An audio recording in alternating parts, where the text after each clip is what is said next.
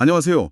혹시 4살 안에 강남 타클래스 유치원에 들어가려면 미국 초등학교 3학년 영어를 떼야 한다.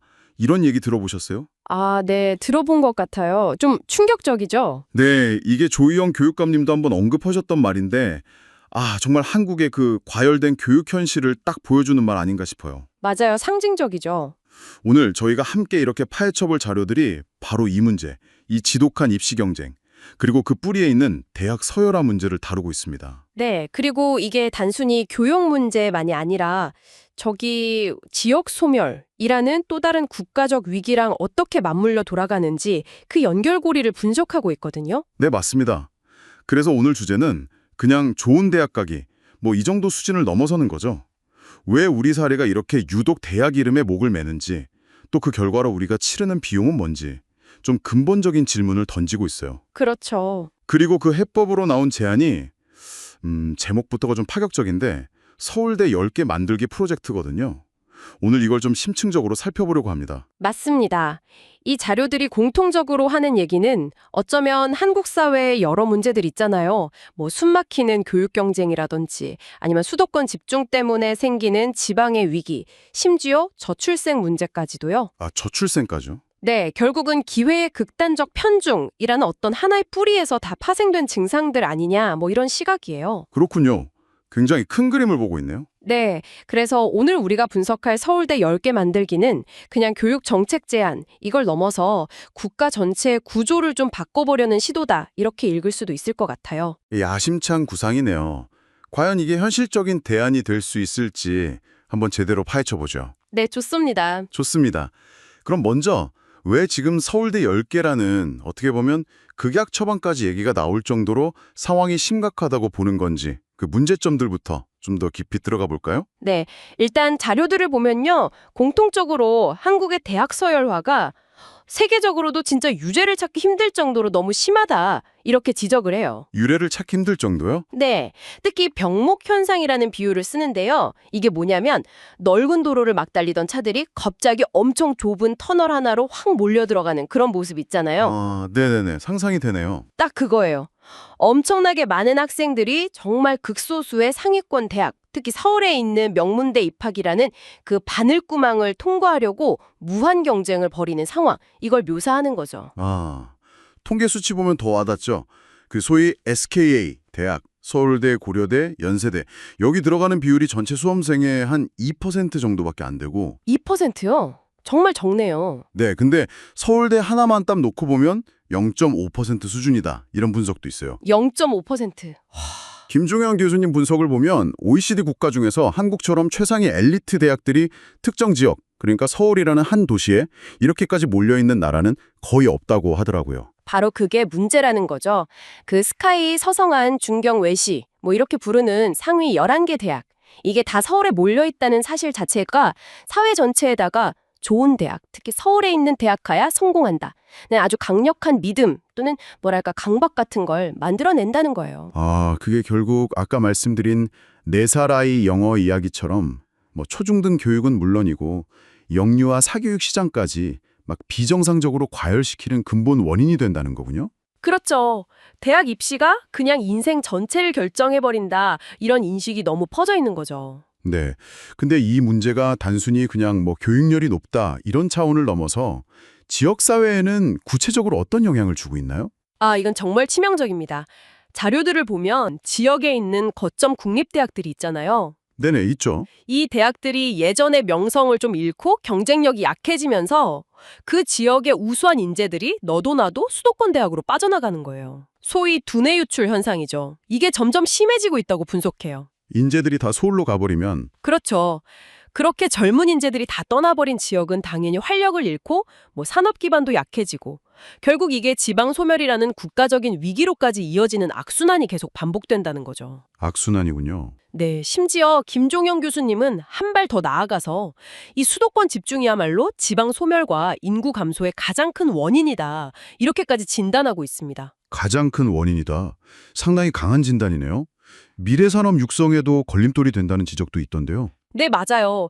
예를 들어서 미국 스탠포드 대학이랑 실리콘밸리 관계처럼요. 아, 대학이 지역 경제 엔진 역할을 하는. 그렇죠. 대학이 혁신적인 연구하고 인재를 키워서 지역 경제를 이끌어야 하는데 지금 한국의 지역 대학들은 아까 말한 인재 유출 문제도 있고 또 재정도 부족하고 이러니까 그런 역할을 제대로 하기가 어렵다는 비판이에요. 지역 산업이랑 대학 간의 선순환 구조가 딱 끊어져 있다는 거죠. 그렇군요. 정부 지원 방식에도 문제가 있다는 지적도 있었어요? 네, 그 부분도 날카롭게 지적하는데요. 뭐 역대 정부에서 지역대학 키우려고 노력을 아예 안 한 건 아니에요. 근데 거점 공립대에 대한 재정 지원 규모 자체가 일단 충분하지 않았고 또 지원 방식마저 너무 단기적이고 좀 분산적이었다는 거죠. 아, 장기적인 비전을 갖기 어려웠겠네요, 대학들 입장에선. 네, 그쵸. 대학들이 뭐 장기적인 비전 갖고 체질 개선하고 이러기가 어려웠다는 분석이에요. 최근에 추진하는 글로컬 대학 사업 같은 것도 있잖아요. 네, 들어봤어요. 이것도 결국 대학들끼리 경쟁시켜서 지원 대상을 뽑는 방식인데 글쎄요, 이게 정말 안정적인 재정 확보랑 대학의 근본적인 역량 강화로 이어질 수 있을까 하는 의문이 제기되는 거죠. 경쟁 방식의 한계랄까요? 네, 또 대학 지원 예산이 교육부, 과기부, 산업부 뭐 이렇게 여러 부처에 막 흩어져 있는 것도 문제로 지적돼요. 시너지 효과를 내기가 어렵다는 거죠. 조의원 교육감님 표현을 빌리자면 부서가 나뉘고 예산이 별도로 배정되는 순간 다 열심히 하들 다 따로 논다는 그런 상황인 겁니다. 아, 다 열심히 하는데 따로 논다. 참 비효율적이네요. 근데 들어보니 문제 진단이 정말 다각적이고 깊네요. 교육, 지역 경제, 정부 정책 문제들이 다 복합적으로 얽혀서 지금의 위기를 만들었다는 분석인데 그럼 이런 진단 위에서 자료들이 내놓은 해법, 서울대 10개 만들기는 구체적으로 어떤 그림인가요? 네, 핵심 아이디어는 미국의 그 캘리포니아 대학 시스템, UC 시스템 있잖아요. 그걸 벤치마킹 하자는 겁니다. 아, UC 시스템이요? 네, UC 시스템 보면 버클리나 UCLA 같은 세계적인 명문 캠퍼스도 있고 또 여러 캠퍼스가 각자 강점을 가지면서도 하나의 통합된 시스템 아래서 운영되잖아요. 네, 그렇죠. 이것처럼 한국에서도 각 지역의 거점 국립대학들을 중심으로 아주 집중적인 투자를 하는 거예요. 그래서 세계적인 수준의 연구, 교육 역량을 갖춘 대학을 한 10개 정도 육성하자 이겁니다. 아, 그러니까 단순히 그냥 대학 수를 늘리는 게 아니라 현재 0.5%밖에 안 되는 그 최상위권 서울대급의 교육 환경을 갖춘 대학을 10개 만들어서 그 기회를 전체 학생의 한 20% 수준까지 확 늘리겠다는 거군요. 정확합니다. 경쟁의 문턱 자체를 확 낮춰버려서 지금 같은 과도한 제로섬 경쟁 구도를 좀 완화해보자. 이런 의도로 읽힙니다. 와, 20%면 정말 파격적인데요. 모두가 그 좁은 문을 통과하려고 막 출혈 경쟁을 벌이는 거에서 벗어나서 양질의 고등교육 기회 자체를 그냥 엄청나게 늘리자 이런 발상이군요. 네, 바로 그거죠. 그리고 이게 장기적으로는 입시 제도 개혁하고도 맞물려 들어가요. 입시제도 개혁까지요? 네, 물론 뭐 당장은 아니고 2032년 이후를 목표로 하고 있긴 한데요. 대학 서열 구조가 좀 완화되는 거에 발맞춰서 지금처럼 점수 경쟁 위주인 수능을요, 특정 기준만 통과하면 되는 일종의 자격고사처럼 바꾸자는 거예요. 수능 자격고사와 얘기는 많이 나왔었죠? 네, 그리고 고등학교 내신 성적 중심으로 학생을 뽑는 방향으로 입시 제도를 좀 개편하자 이런 구상입니다. 궁극적으로는 이걸 통해서 지금 연간 한 27조 원 이 정도 된다는 사교육비 부담을 10% 수준까지 확 줄이고 초중등 공교육도 정상화시키겠다. 이런 목표까지 제시하고 있어요. 와, 사교육비 10% 감축에 공교육 정상화까지 정말 큰 그림이네요. 그럼 대학별 특성화 전략이나 지역경제 연계 방안 같은 것도 좀 구체적으로 나와 있나요? 10개 대학을 다 똑같이 만들진 않을 거잖아요. 네, 그 점이 중요합니다. 10개 대학을 뭐 붕어빵처럼 찍어내는 게 아니고요. 각 대학이 있는 그 지역의 산업적 특성, 그리고 대학 자체의 연구 역량, 이런 걸 다 고려해서 강점 분야를 집중적으로 키우는 일종의 선택과 집중 전략을 강조해요. 선택과 집중이요. 네, 예를 들어서 뭐 어떤 대학은 우주 항공 분야, 다른 대학은 AI나 바이오 분야 이런 식으로 특화하는 거죠. 그리고 여기서 한 발 더 나아가서요. 네.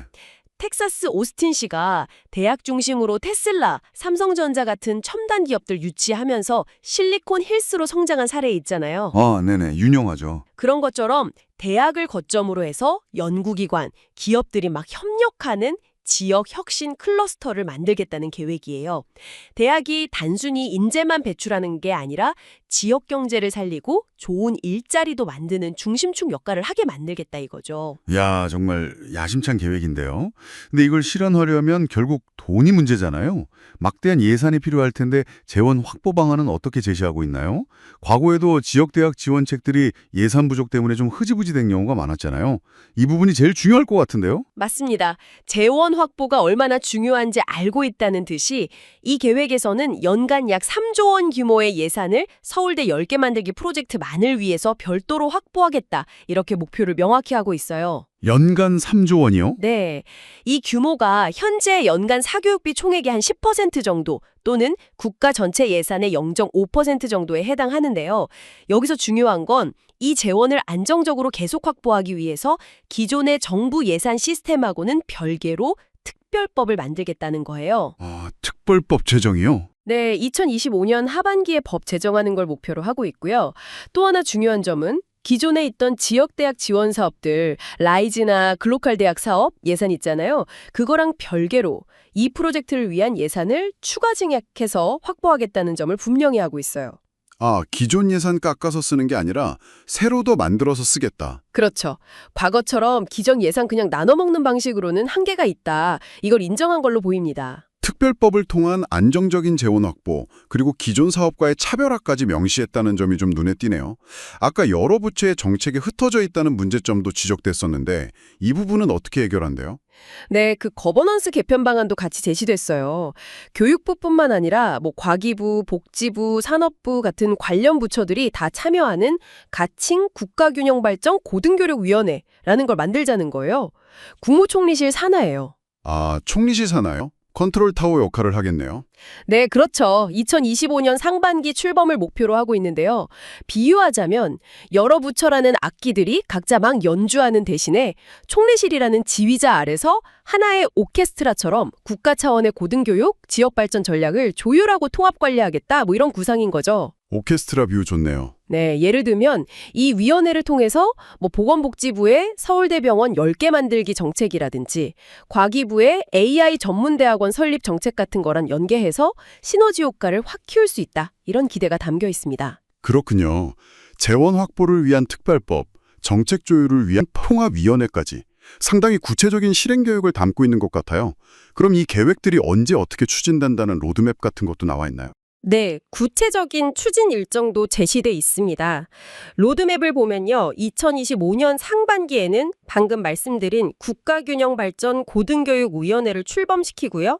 하반기에는 안정적 재원 확보를 위한 특별법 제정을 추진합니다. 내년 상반기 하반기네요. 네, 이렇게 법적 제도적 기반을 먼저 마련한 뒤에요. 2026년 상반기부터는 본격적으로 사업에 착수해요.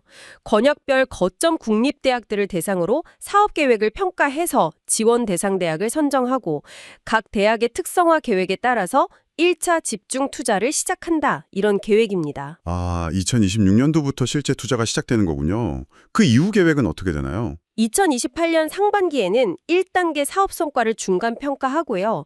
그 결과를 바탕으로 2단계 투자 계획을 수립하게 됩니다.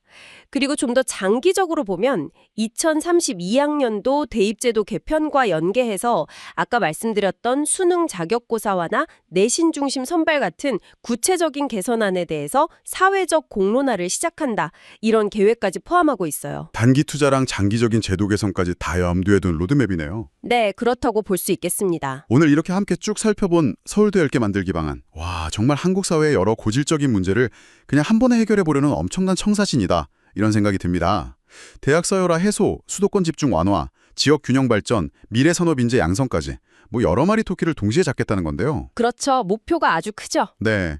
특히 단순히 대학 수를 늘리는 게 아니라 그 최상위권 교육 기회 자체를 지역으로 분산시키고 이걸 또 지역 산업과 직접 연결시키려는 접근법 자체는 상당히 설득력 있게 들리긴 합니다. 그렇습니다. 문제의 근본 원인을 좀 파고들어서 교육, 산업, 재정, 거버넌스까지 다각적인 해결책을 하나의 패키지로 묶어서 제시했다는 점에서는 분명히 의미 있는 시도라고 평가할 수 있을 것 같아요. 네네. 하지만 동시에 이 거대한 구상이 현실화되기까지 넘어야 할 산도 진짜 많아 보입니다.